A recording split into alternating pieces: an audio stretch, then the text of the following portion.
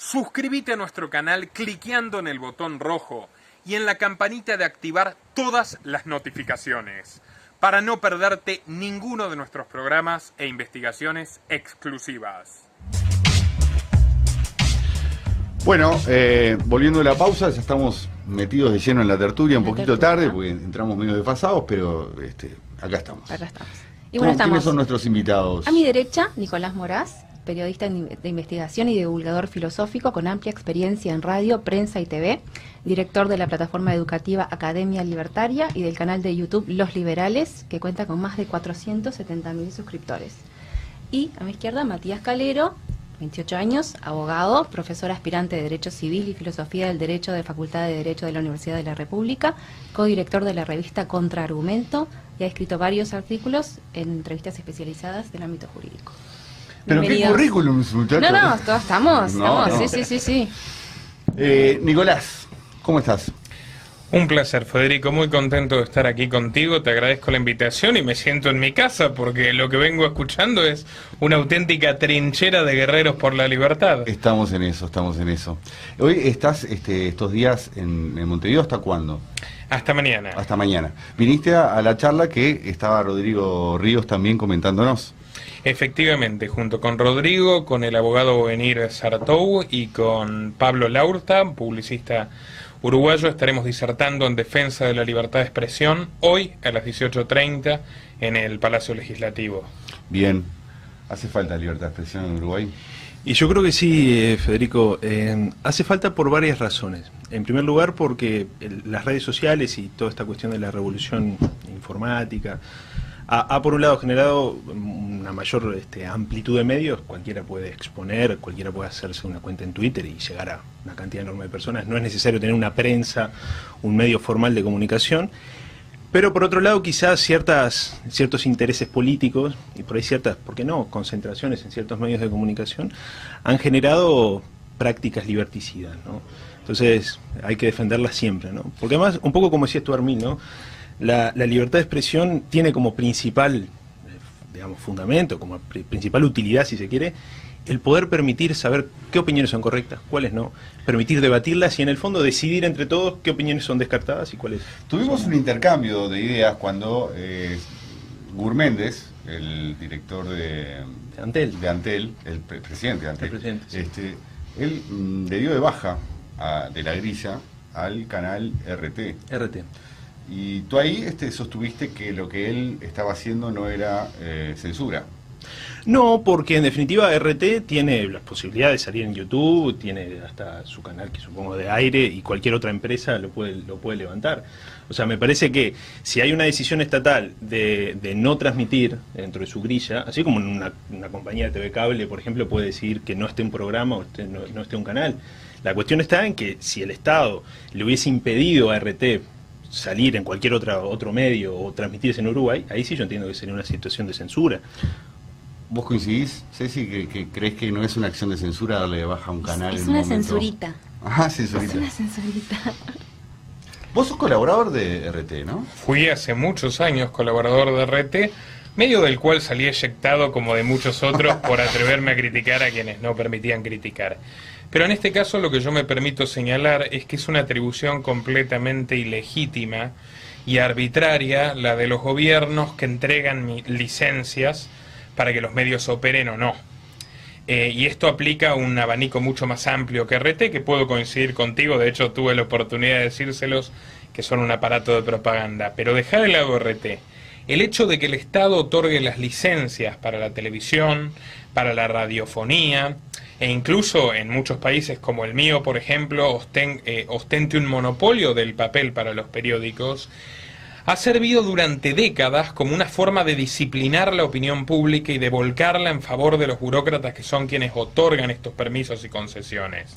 Entonces, los periodistas y los empresarios de medios se ven obligados a congraciarse al poder político, con el agravante que podemos añadir de la pauta publicitaria que genera, a partir de ingresos extraídos a los ciudadanos violentamente con impuestos, genera uno de los ingresos cada vez más significativos de la prensa tradicional. Por eso es un poco antojadizo que hoy se suspenda, por ejemplo, la emisión de RT, o en el caso de YouTube, que es la plataforma donde particularmente yo trabajo desde mi canal, se diga que RT es un aparato propagandístico y no se someta al mismo trato a la BBC, que también es un medio estatal británico, que también opera en propaganda directamente desde Downing Street y el gobierno de Londres. Y bueno, lo mismo aplica para, por ejemplo, Free Europe y distintas cadenas que pertenecen al gobierno de Estados Unidos, donde además se ejerce una censura intensiva a periodistas. En mi caso, hace poco entrevisté a Isabel Cuervo, que salió despedida de Radio y TV Martí, un medio estatal norteamericano, por realizar un exhaustivo y documentado informe sobre el lobby de George Soros y cuestiones de género que justamente aquí se estaban conversando antes. Bien. ¿Tú estás de acuerdo con esa visión? ¿Compartís esa visión tan libertaria? Sí, claramente. Yo creo que el Estado no tiene por qué entrometerse ni brindar licencias para que un medio de comunicación opere. Curiosamente, estamos discutiendo, o el gobierno parece discutir una nueva ley de medios, pero lo que no se discute es la existencia misma de las leyes de medios. O sea, no tendría que haber ninguna ley de medios. En su momento, cuando se discutió, y en Argentina también, que creo que acuñaron esta expresión de que la mejor ley de medios es la que no existe, y comparto totalmente, suscribo. Porque ¿cuál es el problema? Los burócratas, al momento de brindar licencias, obviamente van a tener quizás sus intereses particulares, y pueden, lo vimos aquí en Uruguay con el caso de Sendoya, por ejemplo, ¿no? Claro.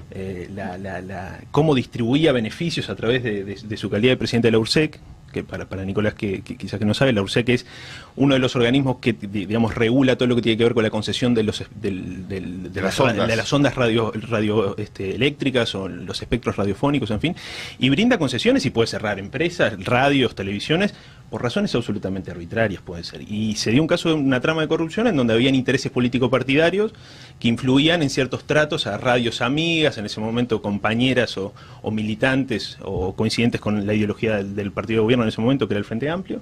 Entonces, es muchísimo poder el que se le da al Estado. Eso no se traslada de administración en administración. Yo me pregunto, ¿esto no sucede hoy en este nuevo gobierno lo mismo que sucedía en el gobierno anterior del Frente Amplio? ¿No es una condición sine qua non de estas unidades? Claro, o sea, no es patrimonio exclusivo de una determinada ideología, o sea, forma parte de la burocracia como tal, que usualmente se adapta a los cambios de gobierno. O sea, hay una burocracia pétrea, digamos, que subsiste y persiste a los cambios de gobierno, que son los que en definitiva toman este tipo de decisiones. Después, obviamente, cargos de confianza mediante, pueden haber variables o matices hacia qué empresas favorecería y cuáles no. La burocracia está ahí latente y, bueno, se va a adaptar a los actores del momento. Y bueno, va a ir para el lado que vayan ellos, pero está siempre presente. Siempre está ahí.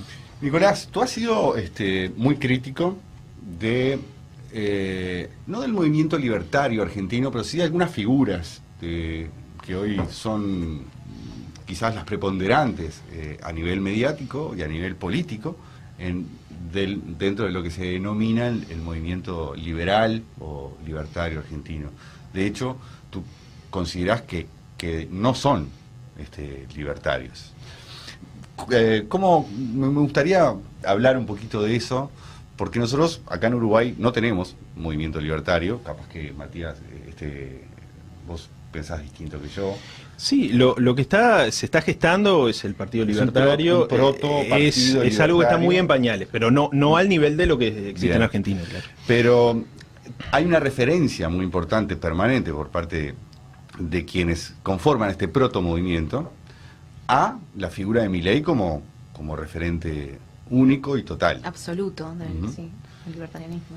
¿Querés que me pronuncie al respecto? Bueno, mira, en principio, primero debo decirte que la crítica proviene de alguien que se considera libertario, en mi caso, desde que tengo conciencia política, desde mis 15 años de edad, y de hecho yo empecé muy joven a defender estas ideas. Cualquiera que lo googlee puede constatar que llevo más de la mitad de mi vida en ello, literalmente. O sea, empecé a los 16, a los 18 ya era columnista de Infobae, defendiendo más o menos las mismas ideas que hoy sostengo, que son totalmente libertarias.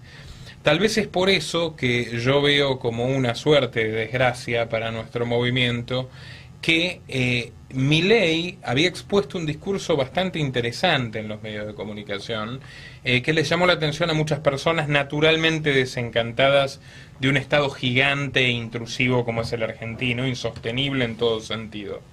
Ahora, lo que sucede es que cuando Milei dio el paso a la política, lo hizo confirmando todas nuestras peores impresiones sobre la política partidaria.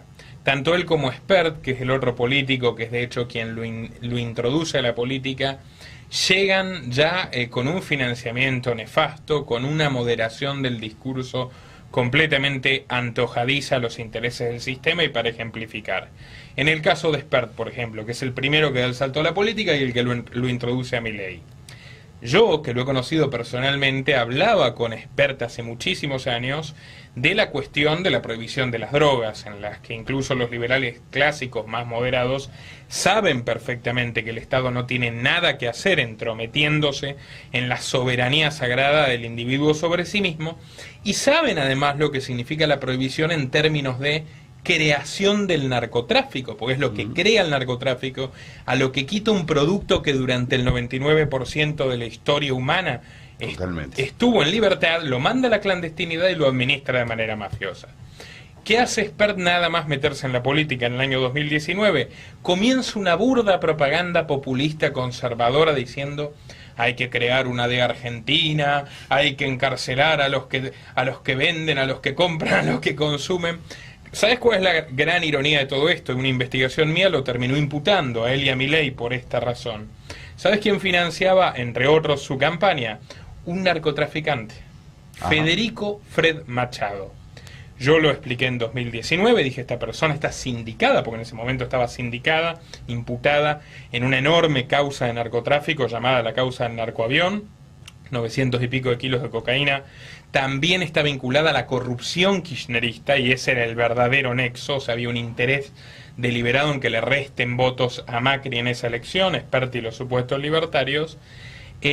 2 años después terminó preso y la semana pasada fue extraditado a Estados Unidos. En otras palabras, un candidato que no solo violentó los principios del liberalismo defendiendo la prohibición, sino que lo hacía irónica, paradójicamente, volando en el avión de un narcotraficante, manejando la camioneta Jeep Grand Cherokee del primo del narcotraficante. ¿Eso está documentado? Absolutamente. Pueden buscar Spert, Nicolás Moraz, Fred Machado, van a ver cómo fue progresando el tema hasta que, bueno, quedaron Milei. Además, Milei, para colmo, que sin necesidad de hacerlo salió a defender lo indefendible, terminaron todos imputados en una causa por encubrimiento y asociación ilícita en el Juzgado Criminal y Correccional número 8. Ahora, mi pregunta, a mí lo que me viene a la mente, ¿no? Esto lo tiro para todos. El movimiento libertario, es decir, el pensamiento libertario, ¿no trae aparejado en sí mismo, no es un discurso antisistema? ¿Es un discurso que es posible llevarlo al plano de la política institucional, teniendo en cuenta y sabiendo que en Uruguay como en Argentina la política institucional es eminentemente corrupta? ¿Cómo se adapta el pensamiento libertario? ¿Es adaptable a la esfera política?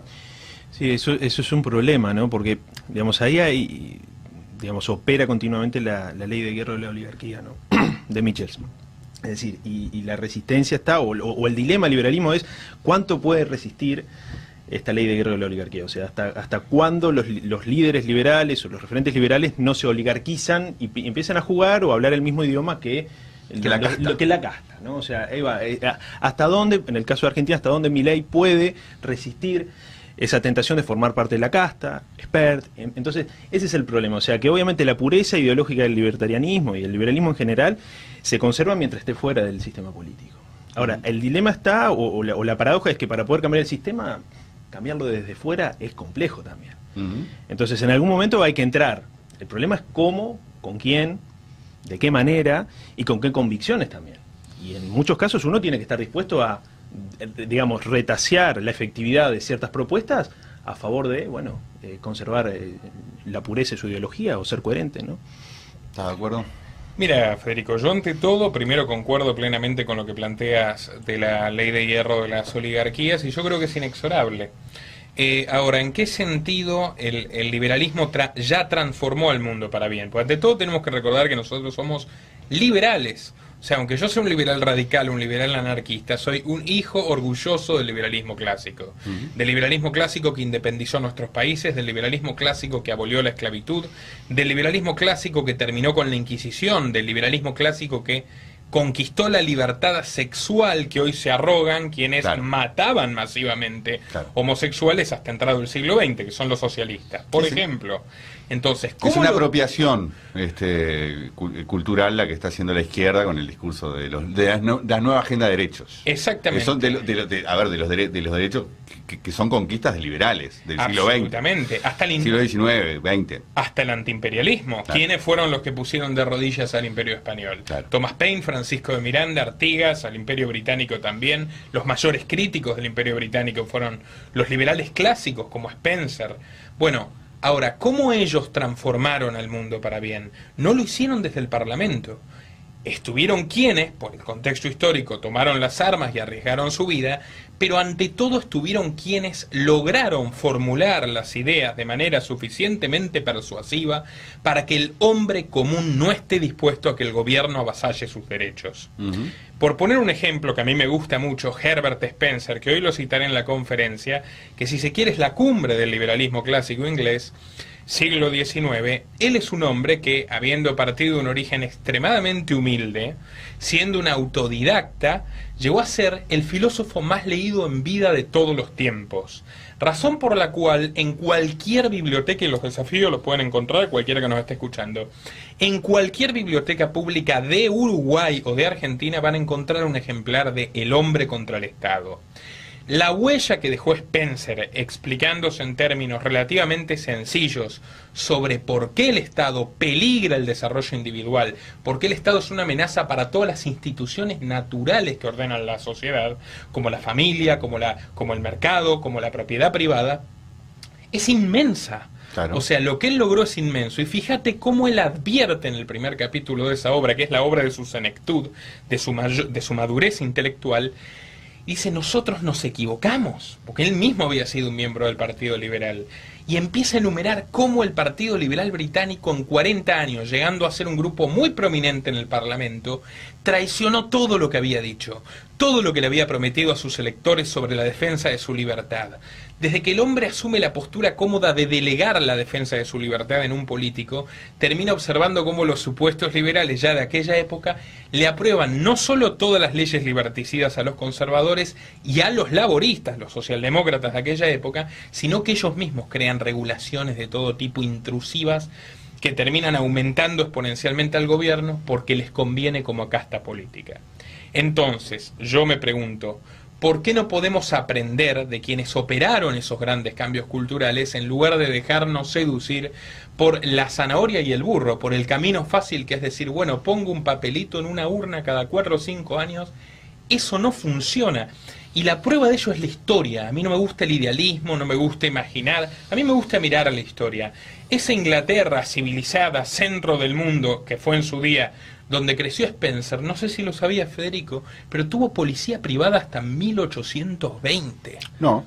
La educación, por poner un ejemplo, ¿no? Vivimos hablando de los griegos y de Atenas y de todo lo que contribuyeron al conocimiento.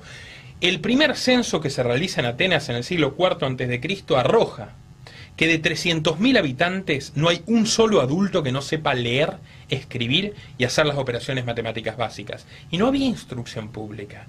Y eso fue así durante la mayor parte de la historia de la humanidad, y eso lo llegaron a ver en gran medida nuestros abuelos. ¿Por qué ahora creemos que el gobierno tiene que ocuparse de todo? ¿Por qué hay un adoctrinamiento deliberado para eso? Sí. Porque se secuestra un niño desde los 5 años y hasta, si va a la universidad, hasta los 25, pasa los 20 años de mayor creatividad de su vida, encerrado y disciplinado, autoconvencido de que el Estado somos todos y necesitamos el Estado para resolver todo, y el Estado debe cuidarnos de todo, y terminamos convirtiéndonos en esclavos de esas instituciones que supuestamente nos iban a defender. Pero justo lo que estábamos hablando, feminismo ha erosionado completamente la institución de la familia, y ahí sí queda ese vacío donde entra el Estado. Bueno, yo voy a ser tu papá ahora, y las tenés también gritando, no seas esto, pero pagame. Bueno, y como vos decís, la historia, pero la gente se olvida de la historia y piensan que estamos yendo hacia un futuro, progresando, y que va a estar todo fantástico, pero no, hay que mirar para atrás. Sí, es verdad eso. También, vos sos un disciplinador entonces de Laudelar. Un disciplinado, no, un disciplinador, sos docente de la Universidad de la República. Pero por suerte estoy en una cátedra si vamos al concepto que dijo. Exacto, pero por lo menos estoy en dando clase de una materia que es bastante liberal, como el derecho civil, así que por lo menos ahí estoy un poco eximido de culpa, por lo menos. Yo me pregunto, ¿no? Todo esto, tú me citaste a Spencer como gran divulgador de las ideas liberales.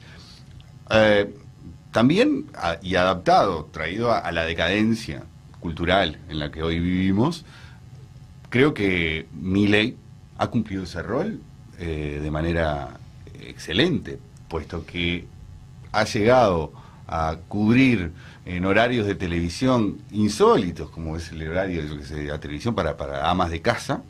De pronto aparece una persona que está hablando de temas que son increíbles, que hace 10 años, una década, era imposible pensar que alguien, una figura, estuviera gritando con los pelos locos, así. ¿Sí? Estamos de acuerdo en eso, en que como agente cultural ha sido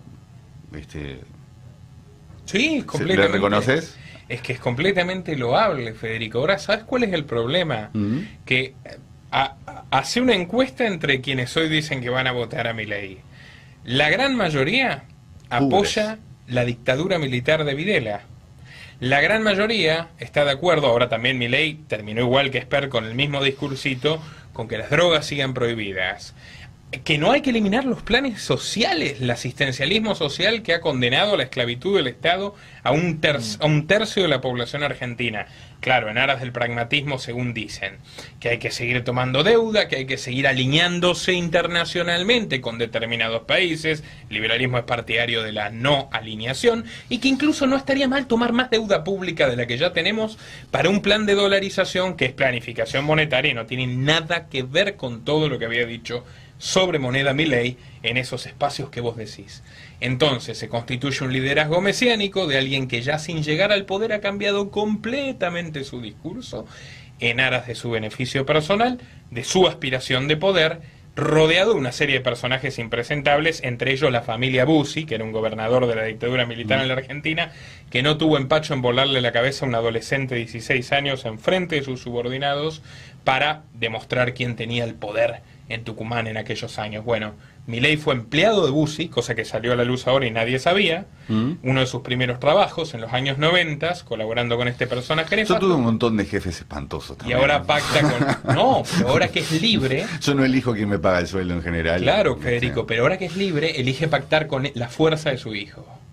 Eso habla mucho, me parece. Claro. O sea, desde mi punto de vista va a quedar contribuyendo al estereotipo de la izquierda de que los liberales somos amigos de grandes corporaciones, dispuestos a todo, incluso a apoyar una dictadura asesina, con tal de que nos bajen 3 céntimos los impuestos. Y por eso gana la izquierda, con ese tipo de estereotipo.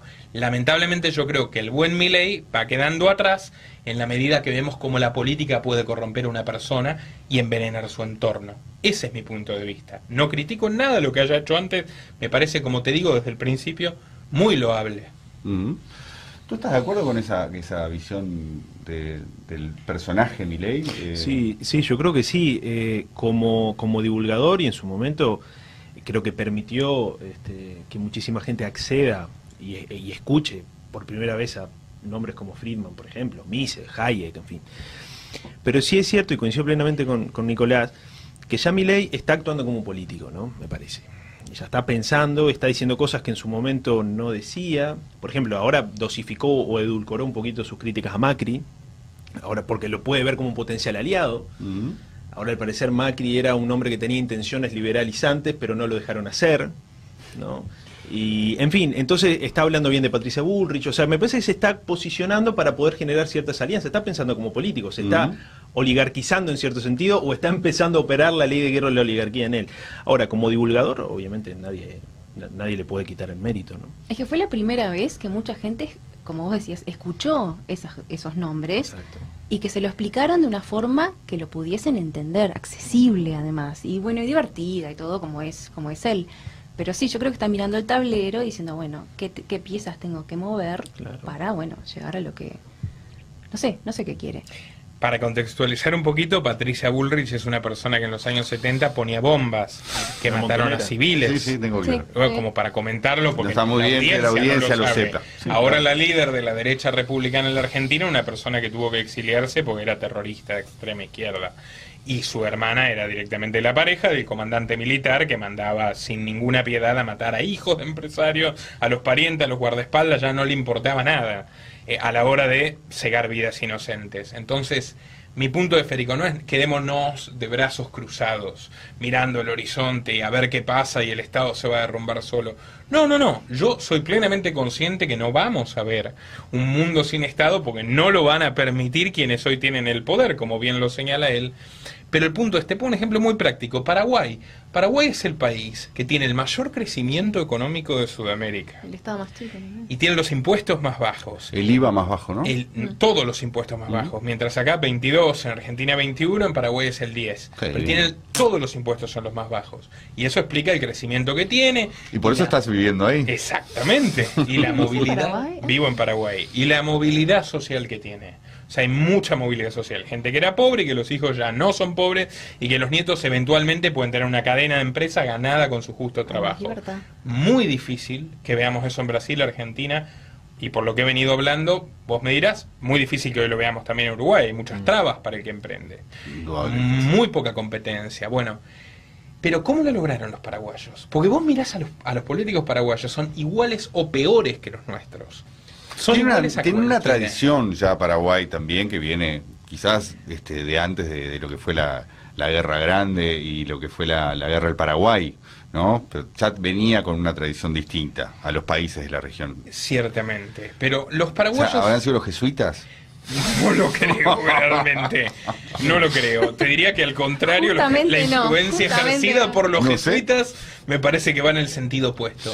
Pero hay un fuerte sentido de la resistencia a los abusos del poder y la desconfianza de los políticos. Entonces yo he visto muchas veces cómo quieren subir un impuesto en Paraguay, uno de estos impuestos que son inconcebiblemente bajos para la izquierda de nuestros países, y que los organismos internacionales dicen tienen que subir los impuestos. La gente agarra, por ejemplo, saca la foto de los senadores que apoyan la suba del impuesto, la pone en la puerta desde el restaurante más elegante hasta la despensa más humilde. A ustedes no les vendemos.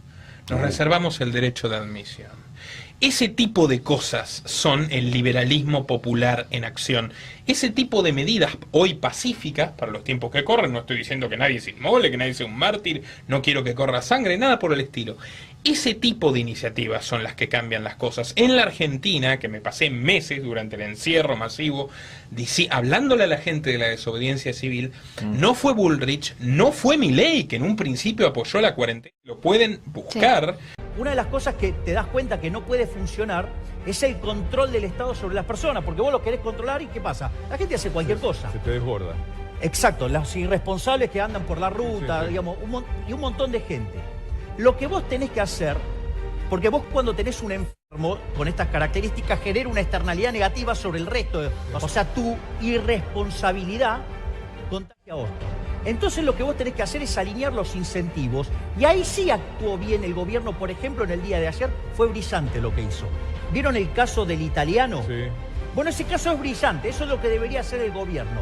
Mostrarle que aquellos irresponsables que enferman al resto o ponen en riesgo al resto, que les va a caer con toda la fuerza el Código Penal. ¿Por qué? Porque entonces el tipo, ahora cuando esté infectado y tenga problemas o venga de una zona de riesgo y debería estar haciendo cuarentena y no lo hace, le va a caer el Código Penal encima con toda la fuerza.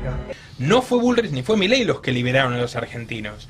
Una de las cosas que más me honraron en mi carrera fue cuando recibí el mail de la Presidente de la Cámara de Pequeñas y Medianas Empresas de Tucumán diciéndome, mira, primero cuando te escuchaba dije, este chico está loco, es un anarquista, un antisistema, quiere prender fuego todo. Después dije, algo de razón tiene, y finalmente convencí a los miembros de la asociación de que cuando nos quieren volver a encerrar con la fase 1, todos nos pusimos de acuerdo, todos abrimos el mismo día, y tuvieron que derogar la medida obligados por la fuerza de la gente que salió a defender su derecho a vender y a trabajar. Eso es lo que necesitamos. Eso pasa en Argentina. Allá en Punta de Cochengo no pasa eso, ¿no? acá en Uruguay no estamos para ese tipo de... ¿Me escuchan ahí? ¿Me están escuchando? Sí. En Punta de Cochenco nos vamos a volver paraguayos en cualquier momento, lo vamos a declarar una embajada y está perfecto. Es lo que hay que hacer y hay que rebelarse más como bien hacen los hermanos paraguayos y chao. Y es de a pie la cosa, no en las redes tanto, sino en el cara a cara. Bien. ¿Cómo hoy es el día de la liberación, no, de la que es lésbica? La visibilidad lésbica, Federico, 1000 veces creo que... ¿Cómo lo festejan allá en Punta de Cochenco? ¿Cómo se festeja? La visibilidad lésbica, yo estoy muy preocupado porque no pude ir al Festival de Carolina acá. Ya te habías perdido eso. Sí, y esta noche vamos a afilar varias tijeras y no mucho más. Afilar con la piedra y después a dormir tranquilo porque no hay mucho más para hacer, es un embole todo, ¿verdad? La noche de las tijeras. El poder tijera. Bien. Nicolás, ¿qué tenés para contarnos del feminismo?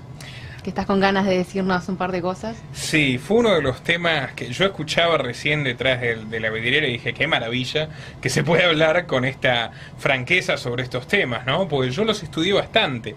2 años de mi vida los volqué prácticamente en exclusivo al estudio de los intereses que hay detrás de los movimientos de género. Los verdaderos estudios de género hiciste. Los verdaderos estudios de género. Por ejemplo, respecto a lo que vos habías mencionado del financiamiento de los organismos internacionales, es curioso como, por ejemplo, Mauricio Macri, un presidente que lo que hizo fue reunir el voto de la derecha y de los desencantados con el progresismo, tuvo políticas de género notablemente más profundas y más ideologizadas para la izquierda que Cristina Kirchner. Por ejemplo, Cristina Kirchner nunca se atrevió... Atentos uruguayos, cualquier similitud con lo que estamos viviendo no creo que sea casualidad. Exactamente. Cristina Kirchner, que no se había atrevido en sus 8 años de mandato a proponer la ley del aborto y que incluso había dejado en claro que si ocurriera la iba a vetar personalmente, consciente de lo que pensaba su electorado, no hizo nada al respecto. Macri, con el préstamo del Fondo Monetario Internacional, el famoso préstamo más grande de la historia del Fondo Monetario Internacional, destinado de hecho a pagar demagogia y distintos negocios de los amigos de Macri, pero triplicar el asistencialismo social, todo lo que criticaba Milei y ahora se olvidó. Bueno, después de eso, misteriosamente Macri puso sobre la mesa el debate del aborto. Y personajes como Bullrich granjearon entre los diputados macristas un apoyo mayoritario para aprobarlo. Fracasaron por poco. Y luego Fernández lo terminó implementando, pero vino inmediatamente después de la aprobación del préstamo del Fondo Monetario. Estas políticas de agenda... Son políticas de agenda. Tú sostenés que de alguna manera, es decir, se aplican por la vía del préstamo, de la financiación. Es lineal. El Banco Interamericano de Desarrollo le dio $200 millones, que es una cantidad inmensa de dinero, para financiar exclusivamente la capacitación en ideología de género de los funcionarios públicos en la Argentina. Y sabemos además que esas partidas de dinero no se destinan lo que estaba contando para en su totalidad para esos fines. Sabemos muy bien que el Estado dice, bueno, acá reparte, como sucedió en Uruguay, por ejemplo, con los préstamos COVID. Uruguay se endeudó de manera, en estos 2 años, que para Uruguay es un disparate, en $2.000 millones en 2 años, solo en préstamos COVID. Claro, y además, préstamos COVID que van supuestamente a reparar un daño que no se hubiera causado si no se tomaban las medidas incorrectas. En un principio es el rompepiernas y entrega muletas, el gobierno, como decía Berlín. Bueno, pensá esto, la ley de violencia de género que nosotros tenemos en Argentina, en Uruguay, en Brasil, la María do Pena, es exactamente la misma ley de España, que es exactamente la misma ley de Biden del 94 de Estados Unidos, la Woman Act. Desde el 94, que la financió la Fundación Soros, vos vas a España y los técnicos son de la Open Society. Y vos ves los técnicos españoles que le hicieron en España en 2004, 2005, y fíjate, los del 2009 en la Argentina son los mismos técnicos. Se importaron los equipos de Europa. Literalmente, ¿cuál es el problema con la ley? Nadie quiere que maten mujeres, por supuesto. Por eso tenemos prohibido el asesinato, el homicidio, sea quien sea el destinatario, en todos nuestros códigos penales y constitucionalmente. El propósito de la ley es la disolución de las garantías de la presunción de inocencia de los hombres, pero es ante todo fragmentar a la sociedad. Divide et impera de Maquiavelo, divide y vencerás. Es un poco lo que dijo la columna de Karina Mariani, sí, que escuchamos y que nos hizo para el programa, decía exactamente un poco y eso lo que está señalando. Es una realidad. Yo en el ejercicio de mi profesión lo veo, en la práctica, digamos, al tener que defender a hombres que fueron denunciados por situaciones de violencia de género, en donde las posibilidades de defensa que uno tiene como profesional son nulas. Y es hasta frustrante realmente el que, bueno, una persona le pagan los honorarios y uno no puede hacer absolutamente nada porque la condena ya está dada de antemano. Los jueces disponen medidas cautelares de alejamiento y de incomunicación por teléfono. Y después se va a la audiencia y se ratifica lo que el juez... y no hay posibilidad de presentar prueba en contrario, basta la palabra de la mujer. Además, la propia 19.580, que es la ley de violencia basada en género, establece una lista enorme de tipos de violencia, que uno puede decir, bueno, algunas son razonables, violencia física, pero después violencia económica, violencia simbólica, violencia sexual, que son imposibles de probar y además imposible de presentar prueba en contrario si no sabemos de qué estamos hablando. Entonces, le da todas las herramientas a una mujer neurótica para llevar a un hombre quizás al suicidio. Sí, o situaciones incluso realmente absurdas. Por ejemplo, si el hombre es el único que mantiene, digamos, el núcleo familiar, el único que genera ingresos, si la mujer desea comprarse determinadas cosas y el hombre no le da el dinero, ella lo puede interpretar como una situación de violencia económica. Y se puede dar también el absurdo de que judicialmente se decrete el desalojo o la desocupación del inmueble y el hombre quedara en situación de calle. Entonces, no hay ningún tipo de mecanismo de control ni de contraposición de prueba. No hay, en el fondo, lo que dice Nicolás, presunción de inocencia. Se destruye absolutamente. Se invierte la carga de la prueba, exacto, y el hombre es culpable hasta que demuestre lo contrario. Lo que dijiste del suicidio no es una hipótesis, es un hecho. Es real. Agustín Muñoz, un adolescente de 18 años en la ciudad de Bariloche, en la Argentina, se suicidó después de que su mejor amiga lo denuncie por violación. Su mejor amiga admitió que había mentido y Agustín era gay, pero se suicidó por el nivel de linchamiento y de escarnio que le hicieron sus compañeros y sus profesores, que son los que están más ideologizados todavía que sus compañeros. Se suicidó. A partir de eso, nosotros, con intelectuales de distintas extracciones, el abogado Francisco Neto, la filósofa Roxana Kramer, la médica Chinda Brandolino, firmamos un manifiesto de repudio a todo esto, al feminismo institucional, porque es todo lo contrario a lo que pregona. Pregona progresismo y es la Inquisición, es la casa de brujas, es el puritanismo. ¿Qué es la cultura de la cancelación? ¿Estás al tanto que están reescribiendo El Principito, 1984 de Orwell? La ironía de que reescriban el libro de Orwell. Creo que es una mujer que lo reescribe. Que ahora quieren que sea una mujer la protagonista. El libro mismo de Orwell, burlándose del totalitarismo fascista y comunista, dice, existe un ministerio de la verdad, le están cambiando el significado a las palabras, la neolengua. ¿Qué es eso? El lenguaje inclusivo. Bueno, un ministerio del amor, un ministerio de la abundancia. Exactamente. Bueno, pero ahora tenemos ministerios de la verdad y el amor y la abundancia. Luego de la compra con distintos nombres, ¿no? Con nombres, perdón. Sí, luego de la compra que hizo Elon Musk de Twitter, ahora en Estados Unidos se está formando el ministerio de la verdad.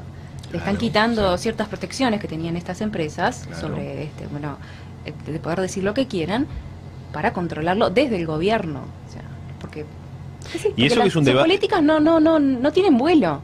Y es un debate que en Estados Unidos se viene dando de hace bastante tiempo. En la era Trump se activó un poco, pero no se llegó a lograr nada concreto. Pero ahora simplemente porque al parecer va a cambiar la línea ideológica, ¿no? Pero lo que propone Musk es simplemente más libertad de expresión.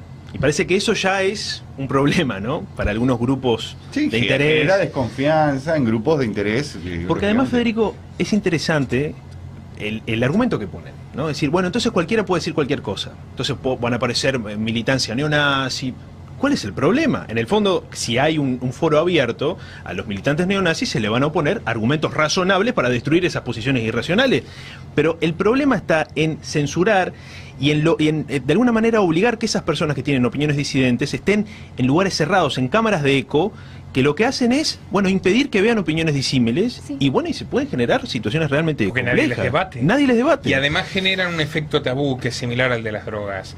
Cuando vos prohibís esos discursos, lo que estás induciendo a pensar es que es la verdad revelada, que está siendo perseguida, y te estás comportando vos como un nazi. Y por algo no te dejan decir eso. Es un cartel llamador para los jóvenes, para todo lo que es prohibido. Lo prohibido. Pero es que esos ideales de esta gente progresista son indefendibles. Entonces, sin la censura no los pueden llevar adelante.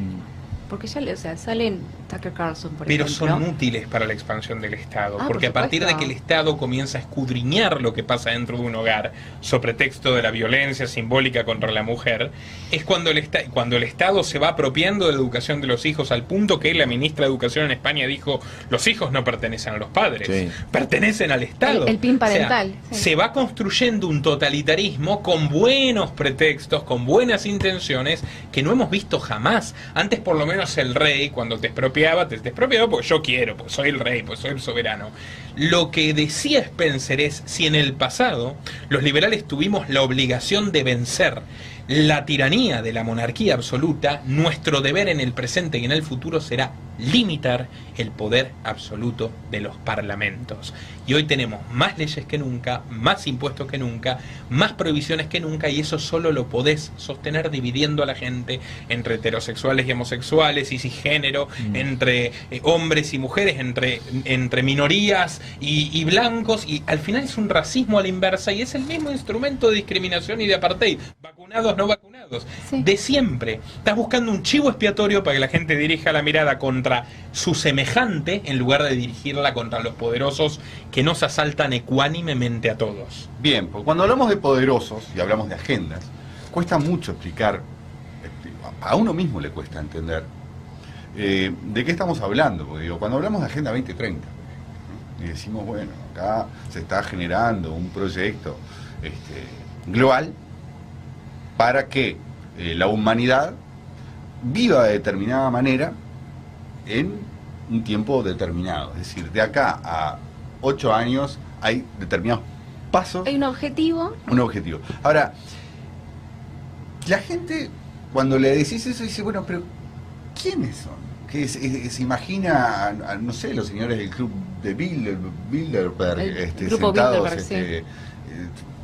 Es decir, ¿cómo visibilizás? ¿Cómo le explicás a la gente que los políticos, en definitiva, que los políticos que ellos votan, lo que son, lo que hacen, es guiarse por los preceptos de una agenda que no tiene, es decir, una cara visible? Son miles de caras, miles de poderosos. No es Soros solo. Por no supuesto es, que no. Entonces, Ni Bill Gates solo, ni Elon Musk. Ni Klaus Schwab solo, ¿no? Pero es muy difícil tratar de explicar. Sí, además, eso, ¿no? o sea, la gente está preocupada con su vida, con el día a día, Bueno, y sí, le explicas esto. ahora estamos embrutecidos, eso. Por supuesto, sí. y le explicas estas cosas y ya te miran como, Sí, o sea, sí. bueno, conspiranoico, Sos un enfermito. Claro, sí, sos un enfermito. Es que hay un punto ahí, ¿no? Que es que, digamos, en el siglo XX se han generado burocracias internacionales que funcionan igual que las burocracias nacionales, ¿no? Se financian con dineros públicos, Pero nadie los votó. pero que están ajenas al control de cualquier tipo de parlamento, cualquier tipo de electorado, nadie los vota, Entonces, ese es el problema, que es muchísimo más peligrosa que la burocracia nacional, porque además maneja una cantidad enorme de fondos sin ningún tipo de control y financian, bueno, este tipo de proyectos y tienen a estados, sobre todo tercermundistas, endeudados, digamos, intercambiando, bueno, determinadas políticas a favor de préstamos, con ciertas cláusulas. ¿Quiénes son? ¿Cuántos son? Podríamos ¿Son decir miles? que son fácilmente 1 millar de personas. Y esto, mira, yo me remito siempre a las fuentes oficiales de ellos mismos. ¿Querés que hablemos del Gran Reinicio, que es el nombre económico de la Agenda 2030? Sí, sí. Vamos con el libro El Gran Reinicio, De COVID-19, El Gran Reinicio de Klaus Schwab, presidente del Foro de Davos. Sí. ¿Quiénes pasaron por el Foro de Davos? Vladimir Putin y Volodymyr Zelensky, por ejemplo. ¿Quiénes pasaron por el Foro de Davos? Mauricio Macri, Javier Milei y Sergio Massa. O sea, literalmente el presidenciable número 1 del peronismo, el presidenciable número 1, ahora que ha blanqueado que tiene intenciones de volver, del macrismo, y el libertario. Decís, ¿cómo puede ser que estén todos en la misma organización?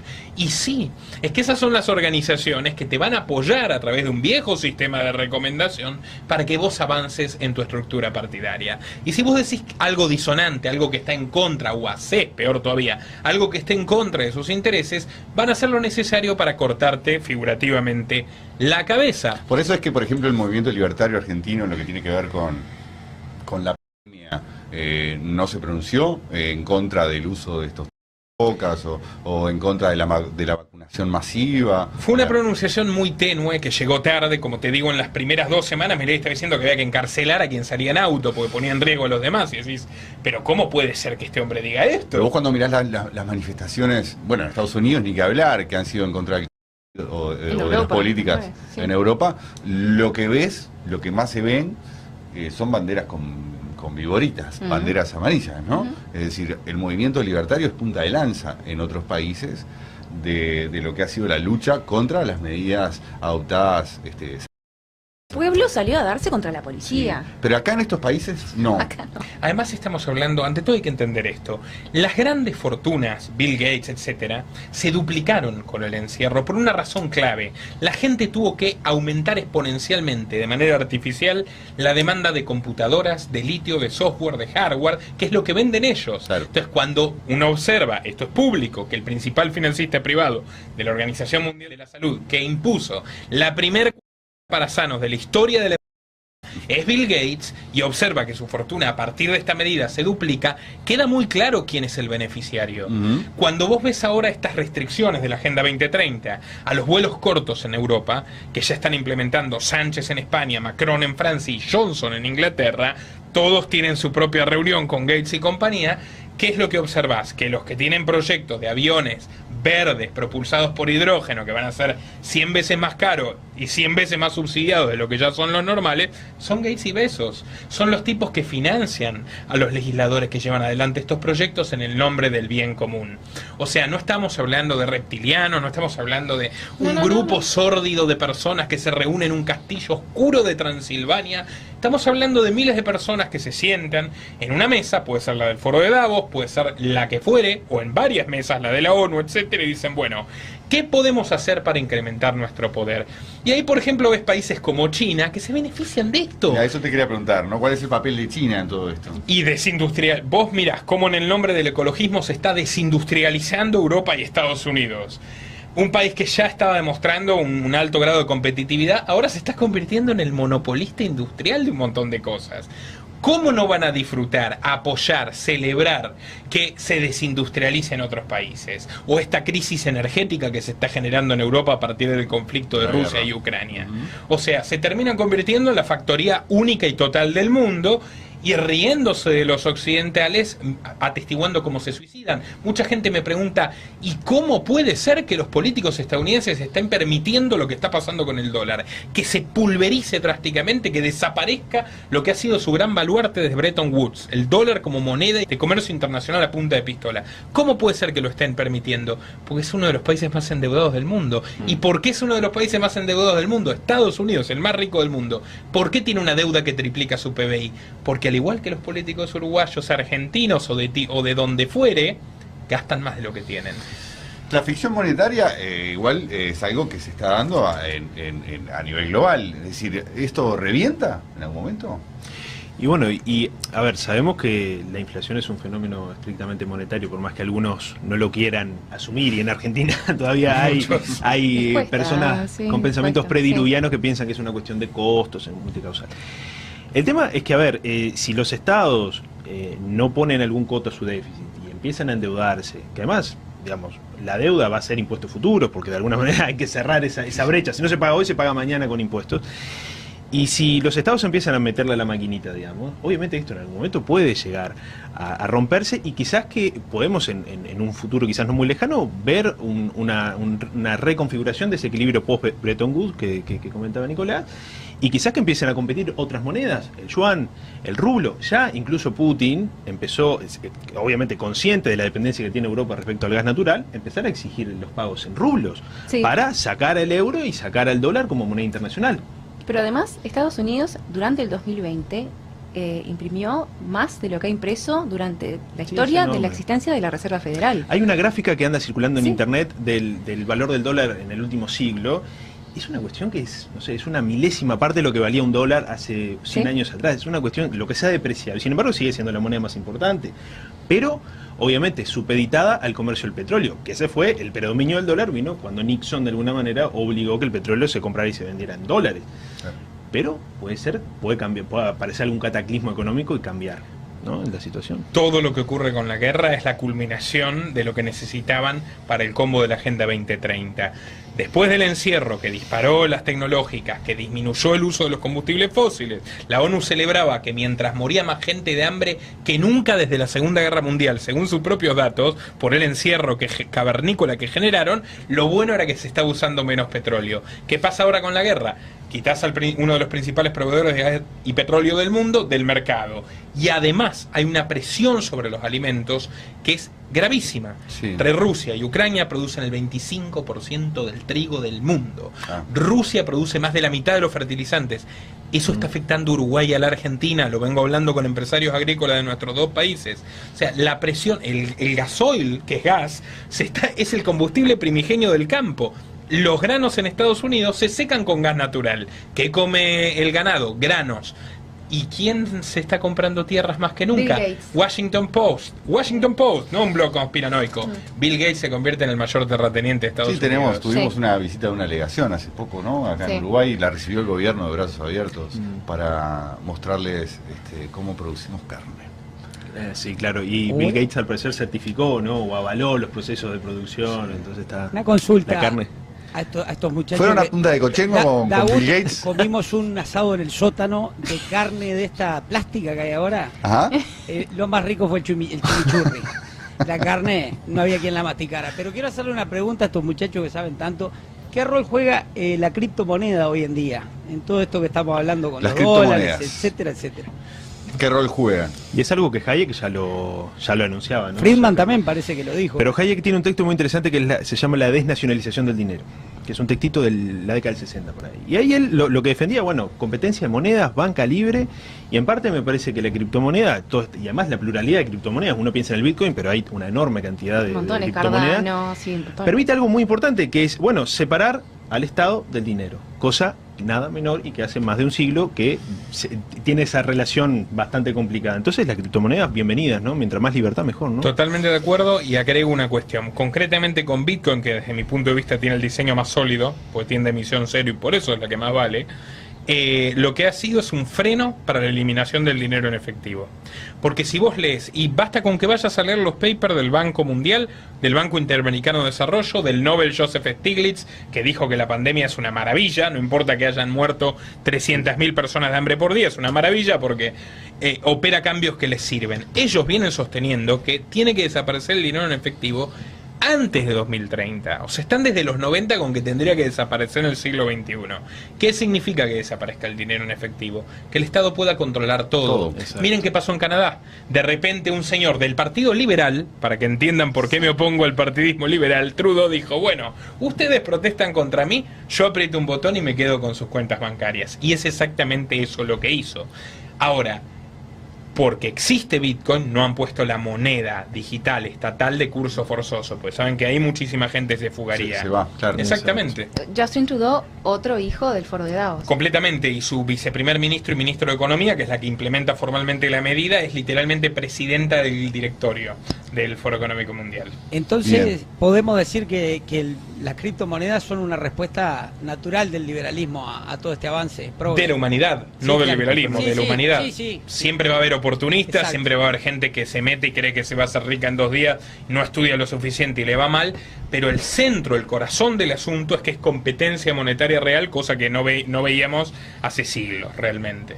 Bien, chiquilines, nos tenemos que ir. Ha sido un gusto compartir esta tertulia con ustedes. Espero que vuelvan. Que vuelvan, cuando, sí, la verdad que vuelvas estuvo a Uruguay, buenísimo, sí, me encantaría que vinieras. Y vos, Matías, seguro que está mucho más cerca. Muchas Ceci, gracias. bueno, vamos a ir a la pausa, ¿no? Y después de la pausa hacemos el editorial. Editorial. Nos despedimos hasta 2 minutos. Nuestro trabajo depende de tu apoyo. Para que siga siendo posible, realiza tu donativo desde tan solo $2 por mes a través de Patreon, en los links que están en la descripción o en el comentario destacado. También podés hacerlo a través de la opción Unirte de YouTube, y si estás en Argentina, con el medio de tu preferencia a través de Mercado Pago.